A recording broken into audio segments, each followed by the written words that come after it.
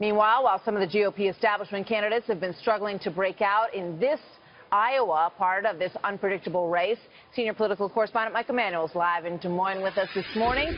So it's part of the challenge this year that there's just too many choices for GOP voters who might like an establishment candidate and are still kind of going back and forth between these folks.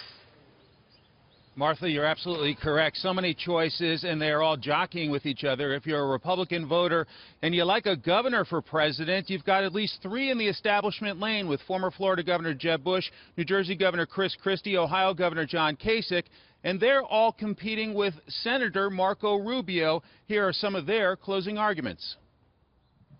We have candidates that are gifted. They're gifted talkers. But there's nothing in their background that would suggest that they have the ability to fix the mess in Washington, D.C. Perhaps you came here tonight and you had someone else in mind. Maybe someone whose campaign has not done as well as they had hoped, and they're not going to win Iowa and aren't going to win the nomination. I would ask you, with all due respect, to consider switching your vote.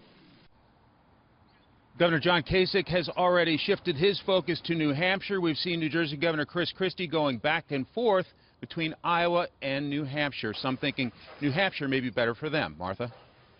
Yeah, it's so interesting to see the different tenor that each of these candidates brings to the final appeal. And so different between Marco Rubio and Ted Cruz in those sound bites that you just showed us this morning, Mike.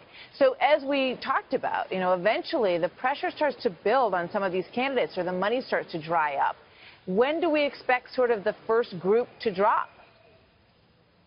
Very quickly. If you have Donald Trump leading his own new lane, and then you've got perhaps Ted Cruz leading the traditional conservative lane, then there's great pressure on the establishment to basically rally around one person who can compete with and perhaps beat those other guys. We talked to an Iowa political analyst about the establishment's challenge. We aren't probably going to see somebody like Rubio be that person that they're going to coalesce around, at least not here. We may see it down the road if, again, it looks like, well, it's got to be somebody against Trump, the not Trump candidate. But is it going to be a social conservative? Is it going to be more establishment? We just don't know at this point. The concern for the establishment is, of course, if Trump and Cruz build momentum quickly. Martha? Very exciting. Big day. Mike, thank you.